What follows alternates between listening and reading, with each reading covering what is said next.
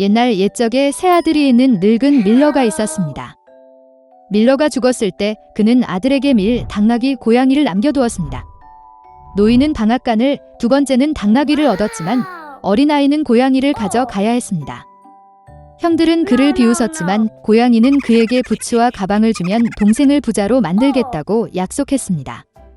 주인은 깜짝 놀랐지만 고양이의 부탁을 들어주었다. 고양이는 즉시 뒷다리에 부츠를 신고 자루에 귀리를 부어 어깨에 던지고 사냥을 시작했습니다.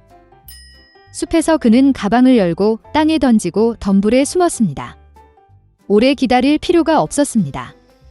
호기심 많은 토끼가 자루로 질주하고 귀리를 먹으러 올라갔습니다. 그리고 고양이는 그것을 기다리고 있었습니다. 그는 덤불에서 뛰어내려 자루를 조여 어깨에 메고 왕궁으로 갔다.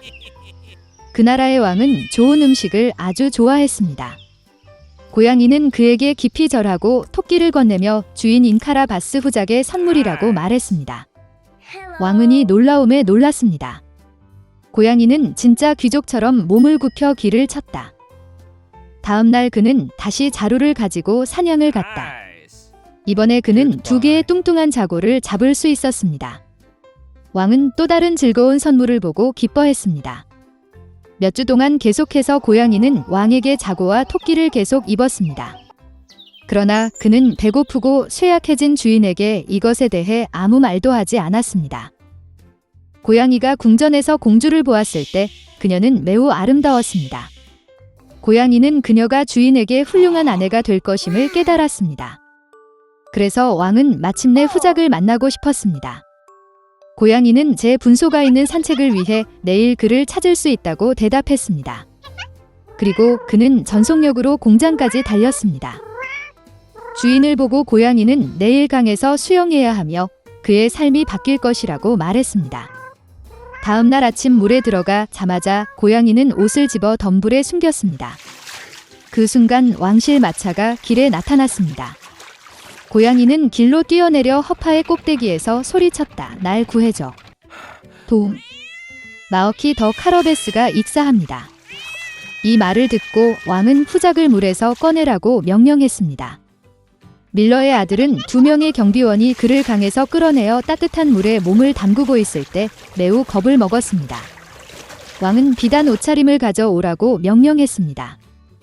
밀러의 아들은 처음에는 거절했지만 금 자수 옷을 너무 좋아해서 왕실 의상을 기꺼이 입었습니다. 왕은 그를 아름다운 공주가 앉아있는 마차로 초대했습니다. 밀러의 아들은 멍청했지만 더 이상 고민하지 않고 마차에 탔습니다. 1분 후 마차는 거대한 성에서 살았던 거인 식인의 소유였던 들판과 초원을 지나갔다. 고양이는 시간을 낭비하지 않았고 영혼은 마차 앞쪽으로 달려가 초원으로 향했습니다. 그곳에서 수학자들은 이마에 땀을 흘리며 일하고 있었습니다. 그는 그들에게 들판이 카라바스 후작에 속한다고 말하라고 요청했습니다. 그렇지 않으면 사악한 식인종이 그들을 먹을 것입니다. 깜짝 놀란 사신들이 대답하기 전에 왕의 마차가 세웠습니다. 왕이 그들이 누구의 초원인지 물었을 때 그들은 이 들판이 카라바스 후작에 속한다고 친절한 합창으로 대답했습니다. 한편 고양이는 식인의 성으로 곧장 갔다. 고양이의 손재주로 그는 돌담을 뛰어넘어 성 안으로 들어갔다. 식인종은 다양한 요리가 가득 찬 큰 테이블에 앉아 있었습니다. 장화를 신은 고름을 보고 그는 그런 뻔뻔스러움에 크게 놀랐다. 고양이는 거인을 놀리기 시작하고 사자가 될 수 없다고 말했습니다. 고양이가 이 말을 할 시간을 갖기 전에 식인종은 털이 많은 갈기를 가진 거대한 사자로 변했습니다. 고양이의 영혼은 두려움 때문에 그의 부츠에 들어갔지만 그는 그것을 극복하고 식인종은 결코 쥐로 변할 수 없다고 말했습니다. 끔찍한 사자가 사라지고 그 자리에 작은 쥐가 나타났습니다. 그리고 그것은 고양이에게 필요한 전부였습니다. 눈 깜짝할 사이에 그는 쥐를 잡고 잡아먹었습니다. 바로 이때 왕실 마차가 성 안뜰로 차를 몰았습니다. 마차 문을 열고 고양이는 정중하게 몸을 굽히고 마어키 더 카러베스의 성에 있는 모든 사람들을 만나서 기뻤다고 말했습니다. 이 말에 놀라움으로 누가 더 무감각했는지 말하기는 어렵습니다. 이미 아무것도 이해하지 못한 왕이나 밀러의 아들. 고양이는 손님을 테이블로 데려갔습니다. 저녁 식사가 끝날 무렵 왕은 후작이 참으로 매우 합당한 사람이므로 거의 그의 딸을 아내에게 줄 것이라고 말했습니다. 공주는 젊고 잘생겼고 그 외에도 부자 후작을 정말 좋아했습니다. 곧 그들은 결혼식을 올렸습니다. 그래서 밀러의 아들은 공주와 결혼하여 왕자가 되었습니다.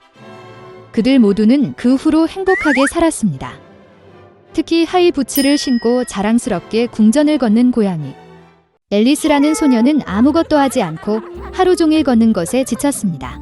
더위가 그녀를 졸리게 만들었다.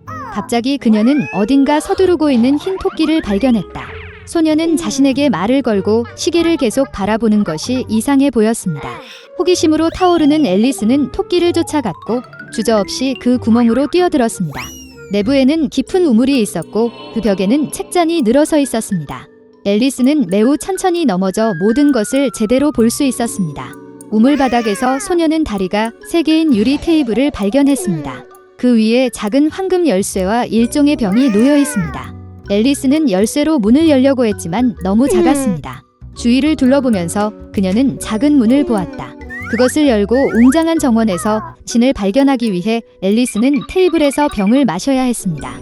몇 모금을 한 후 크기가 줄어들기 시작했습니다. 소녀는 너무 빨리 줄어들어 테이블에서 열쇠를 가져갈 시간이 없었습니다. 그런 다음 그녀는 바닥에서 마술 파이를 보았습니다. 앨리스는 한 입 먹자마자 빠르게 위쪽으로 성장하기 시작했습니다. 소녀는 너무 자랐기 때문에 신은 소중한 문을 통과할 수 없었다. 앨리스는 너무 많이 울기 시작하여 그녀 근처에 거대한 웅덩이가 형성되었습니다. 그 순간 그녀는 흰 토끼를 발견했습니다. 소녀는 그에게 전화를 했지만 서둘러 장갑과 부채를 떨어뜨렸습니다. 앨리스는 그들을 집어들고 그녀가 어떻게 줄어들기 시작했는지 보았습니다. 그 이유는 마술펜이었다. 앨리스는 자신의 눈물 웅덩이에 빠졌습니다. 그녀가 해변에 던져졌을 때 소녀는 다시 토끼를 발견했습니다. 그는 앨리스를 하녀와 혼동하고 즉시 새 장갑과 펜을 사러 집에 가라고 명령했습니다. 소녀는 명령을 수행하기 위해 달렸다. 토끼의 집에서 그녀는 호기심을 참지 못하고 병에 담긴 액체를 마셨다. 이로 인해 앨리스는 엄청난 비율로 성장하여 집 전체를 빠르게 채웠습니다. 그녀는 파이 덕분에 수축할 수 있었습니다.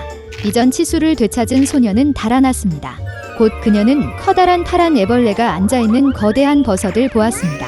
앨리스는 키의 지속적인 변화에 대해 그녀에게 불평했습니다. 애벌레는 소녀에게 버섯 한 조각을 먹으라고 조언했습니다. 앨리스는 조금 먹었고 마침내 정상 키로 돌아왔습니다. 그리고 그녀는 계속되었습니다.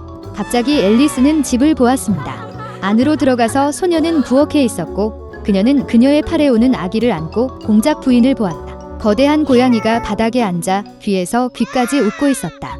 공작 부인은 앨리스에게 채셔 고양이이기 때문에 웃고 있다고 설명했습니다.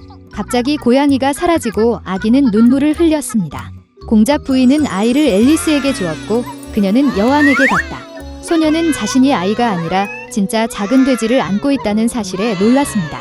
고양이가 다시 나타났을 때 그는 앨리스에게 3월 토끼를 찾아보라고 조언했습니다. 그리고 그는 사라졌고 그의 미소만이 공중에 남아 있었습니다. 소녀는 길을 쳤다. 곧 그녀는 3월 토끼의 집을 보았습니다. 앨리스는 티파티 시작 시간에 맞춰 왔습니다. 테이블은 거대했지만 3월 토끼, 매드해터, 마우스 소냐만이 그 위에 앉아 있었습니다. 그들은 아무도 테이블에 앉게 하지 않고 방이 없다고 말했습니다. 앨리스는 타임을 죽인 것에 대한 처벌로 끊임없이 차를 마셔야 한다는 것을 알게 되었습니다. 토끼와 모자는 가능한 모든 방법으로 소녀를 조롱하고 조롱했습니다. 그런 물의 함을 참을 수 없는 그녀는 조용히 일어나서 떠났다. 곧 앨리스는 멋진 정원에서 자신을 발견했습니다. 그녀는 카드놀이처럼 보이는 정원사를 발견했습니다. 그들은 흰 장미를 빨갛게 물들였습니다. 소녀는 이것에 매우 놀랐습니다. 그녀는 그들의 여왕이 빨간 장미를 사랑하고 흰색 장미만 자랐다는 것을 알게 되었습니다. 여왕은 사소한 일로 하인을 처형했습니다. 정원사들은 그녀가 지금 쿠키를 훔친 하인을 판단하고 있다고 말했다. 앨리스는 관심이 많았고 법정에 갔습니다. 그곳에서 그녀는 마어치 헤어와 매드해터가 증언하는 것을 보았습니다. 그들이 끝났을 때 여왕은 갑자기 앨리스를 불러서 질문했습니다. 소녀는 아무것도 모른다고 대답하고 하인을 석방하라고 명령했습니다. 여왕은 화가 나서 소녀를 붙잡으라고 명령했습니다. 그 순간 앨리스는 다시 성장하기 시작했다고 느꼈습니다. 그 소녀는 이것이 단지 카드라는 것을 깨달았고 그녀는 그들을 두려워하지 않았습니다. 그 순간 마법이 사라졌습니다. 앨리스는 흰 토끼를 처음 본 곳과 같은 공간에서 일어났습니다. 주변에 익숙한 풍경이 있었고 익숙한 소리가 들렸습니다. 그래서 그것은 단지 꿈이었습니다. 앨리스를 생각했습니다.